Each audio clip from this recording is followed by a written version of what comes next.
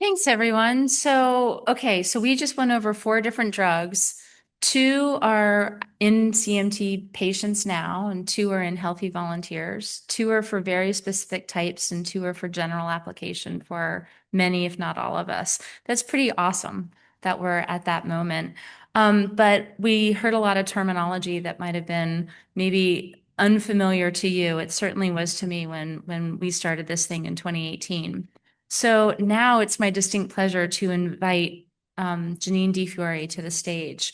So she's the executive director of neuroscience at Thermo Fisher, which is a company that helps pharmaceutical companies design and implement their clinical trials. So if you're an Actio and you know you've got this great drug, but you're not exactly sure how to design a trial, that's when someone like Jenneen comes in and says, "Hey, we know CMT really well. We'll help you design and implement this trial."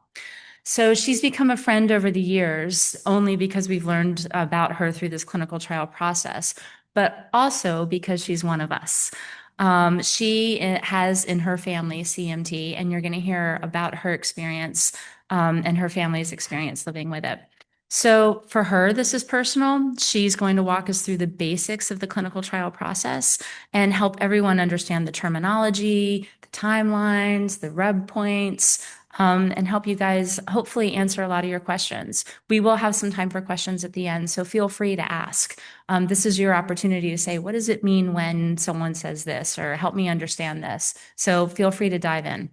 Come on up, Jenneen, in those awesome heels. Next slide, girl. All right. Well, hello, everybody. I have my notes here. So I'll just put these down here. All right. Awesome. So yes, so excited to be here today. And thank you, Susan, for the nice intro. My name is Jenneen DeFiore. I am an executive director at Thermo Fisher Scientific, and I have been in the clinical research world for 24 years. Now, I did start off as a scientist, but it has been a long time since I've been at the bench, so well over 20 years. And really, my primary focus the last 22, 23 years has been in running clinical trials. My specialty is in ultra rare and rare diseases. And I have had the privilege of helping bring 3 drugs to market. So I am really excited to talk to you today as a scientist, as a researcher, and as somebody who lives, eats, and breathes clinical operational excellence from a clinical trial phase perspective. Now, that being said, I'm coming here today more as a wife. And so before I get into the next bit of my presentation, I'm going to embarrass my husband just a little bit. So this is the first time that he has come to the CMTRF meeting, and I am going to talk about him like he's not in the room. But before I do that, I just want him to wave in the back and say hi to everybody. Everybody say hi, Gregory. All right, so moving forward, I'm going to tell you a little bit about my family and how I've been able to bake that into my process as I'm helping pharmaceutical and biotech companies build out their programs. So this is my family. Gregory and I have been married for almost 20 years. We met in college where we were both training to be scientists, and we both started out at the bench. My husband left the biopharma world about 6 years after entering it, where he started to notice that as he was working in the lab, his hands and his feet would hurt.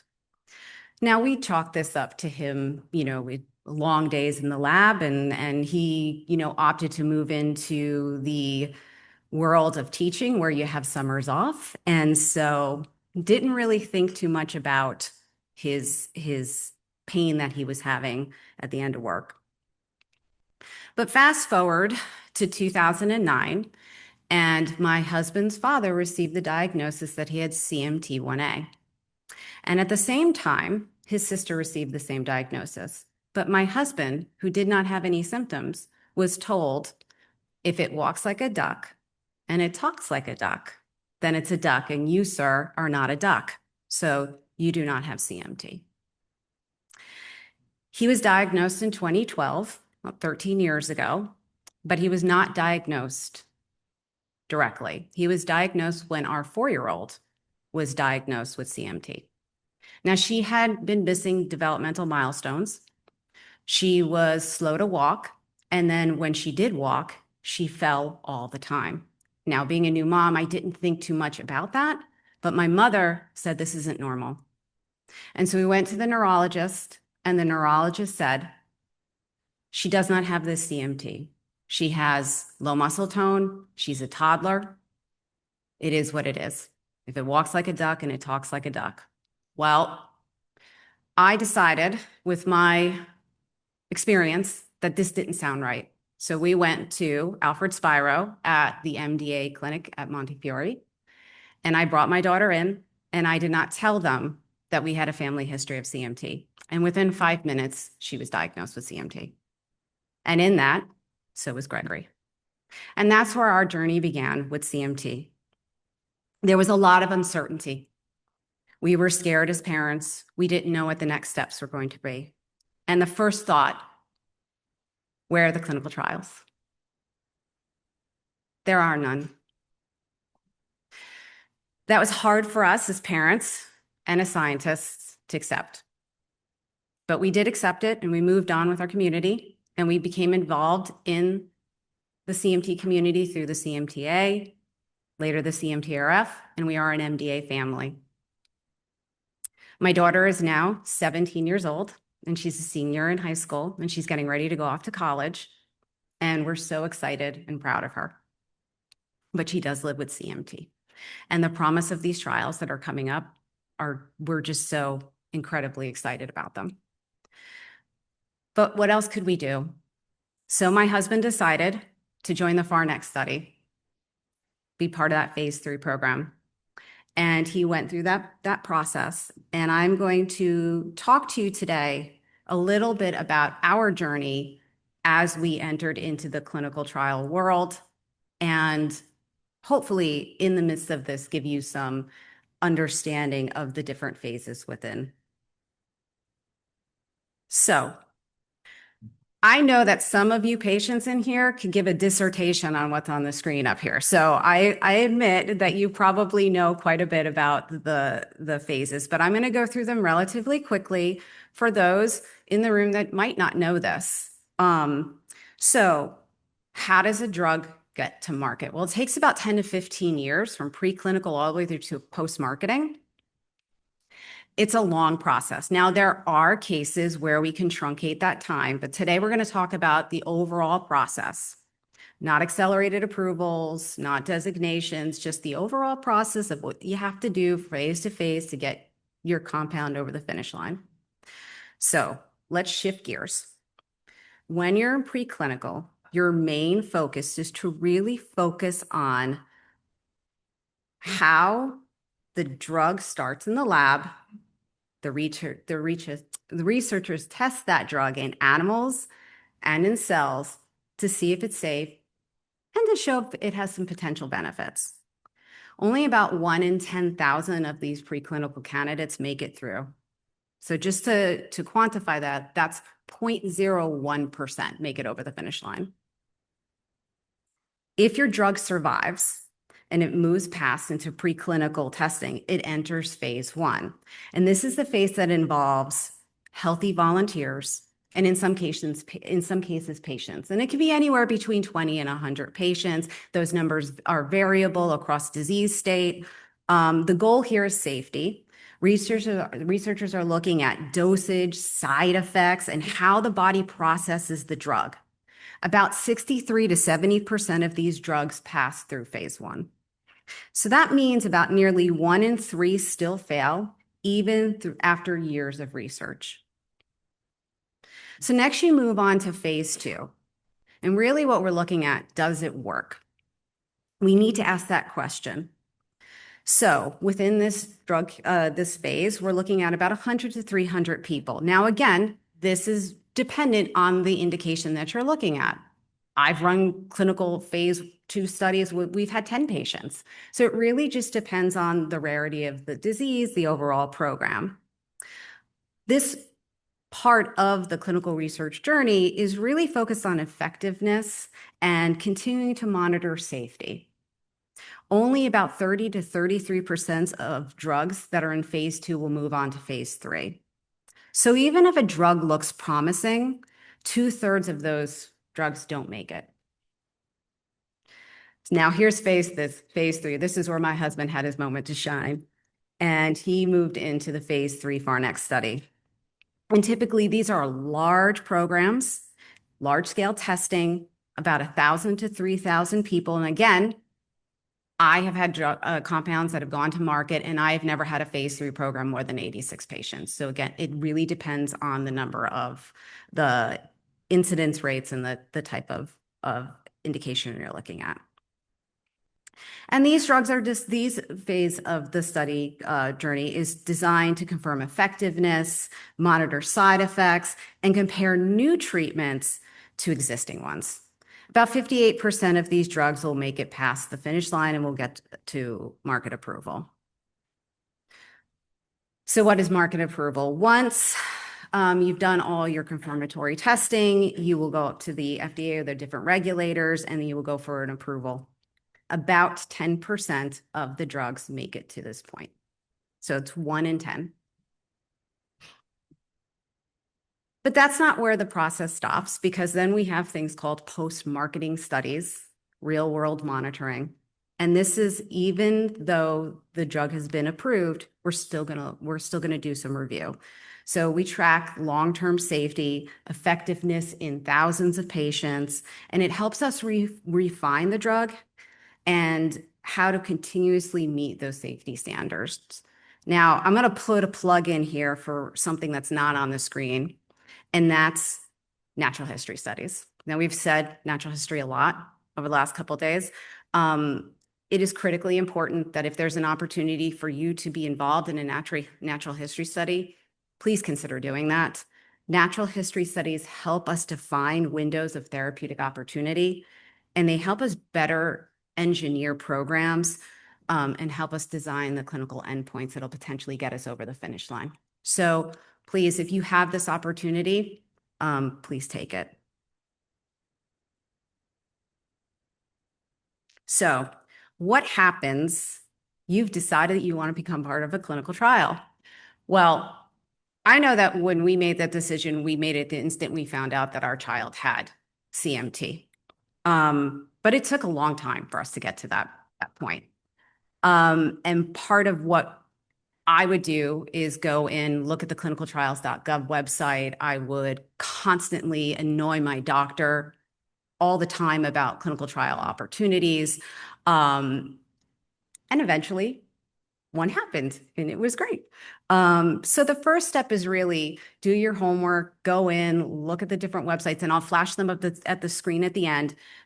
But talk to your doctor. Let them know if you are interested in participating in a clinical trial or a natural history study. Let them know. It all starts with a conversation. Okay? And the doctor can help you identify trials that might fit for you. And it's a really important part of opening up that dialogue. Okay? And once you've done that, you're going to go into what we call the referral and pre-screening phase. And this is where you're going to learn about the trial.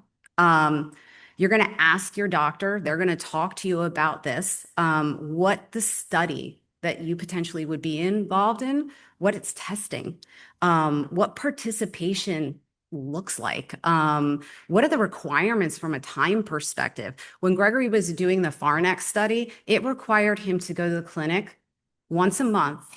It was an hour each way. He had to do daily drug accountability on a handheld diary that didn't work very well. And a lot of those things were challenges for him. And so I really strongly encourage you, if you're having these conversations with your doctors, to go ahead and have conversations around the time commitments. And then most importantly, the potential risks and benefits of being part of this clinical trial. And all this leads to a document called the informed consent. And that is a document. It is written in very plain language that tells you the ins and outs of the entire trial, along with all the risks and benefits.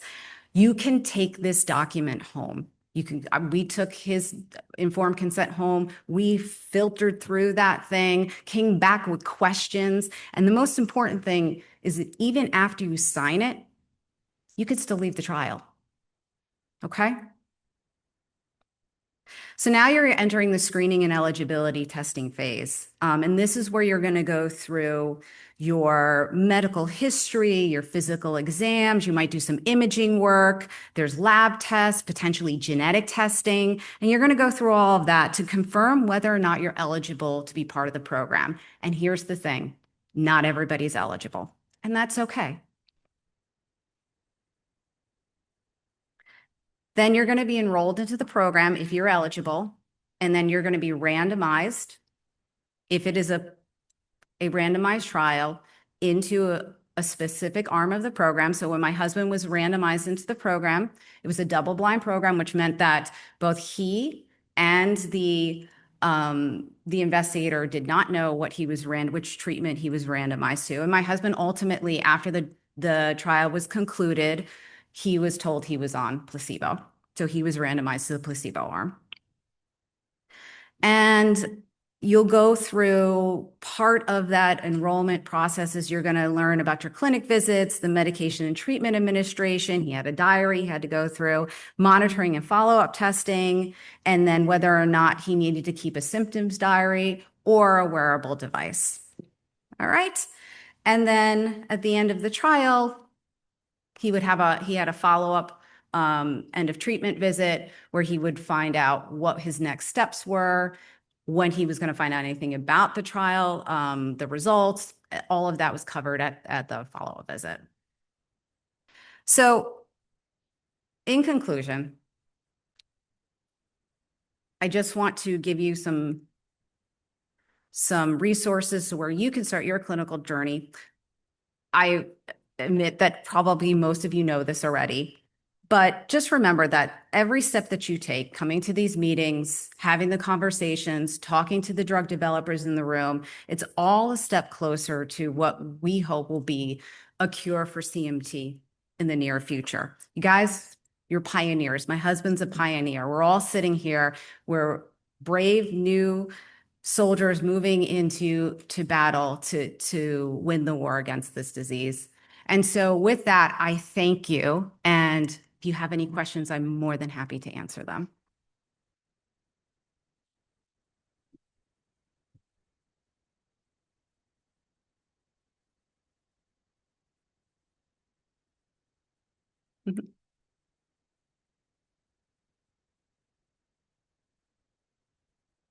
Thank you. So you referred to the sort of the difficulty your family had getting a good diagnosis. At the same time, you mentioned it's really your MD who would refer you into a patient network. So I assume that the average, primary care physician is totally incapable of doing this, and that it really needs to be like a high-end specialist in the disease. So for our story was a bit odd in that it was a neurologist who misdiagnosed at the beginning. It can start with your GP and having that conversation, but typically, yeah, your neurologist would be the one that you would start to work with from a clinical trial perspective for CMT. But our story is a little different, that we had a neurologist who just didn't know. And I do want to say this, that I think the awareness around CMT has grown in the last decade. When we started this journey 13 years ago, I would talk about CMT and nobody knew what I was talking about. They would ask, oh, what's that? What's wrong with your teeth? There's nothing wrong with the teeth. Okay. Now it's become more prevalent. There are celebrities that have CMT. You are hearing about it in the news. It's becoming more mainstream. I think the goal we need to have as a community is that every person needs to know what CMT is because it affects us so much more. It's the most common rare disease in the world. So again, you guys being in the room and having this open discussion and being soldiers as part of that fight is going to help us. So 5 years from now, we're not only talking about CMT and everybody knows what it is, but we're also talking about the cure for CMT. Over here in the corner. Hello. Online, yeah, for the online. What recommendations would you give to a parent who wants to enter their young child into clinical trials, especially a gene therapy focused clinical trial? Yeah. So the first things first is go speak to your neurologist. I think we're in an interesting point in our industry around gene therapy, especially around CMT. And so my first step was go have that conversation with your neurologist. I think, we've had some challenges within the community, and we want to be super careful and super safe as we move forward, but we also want to push the envelope of what we need as parents. And so again, it starts with conversation and awareness.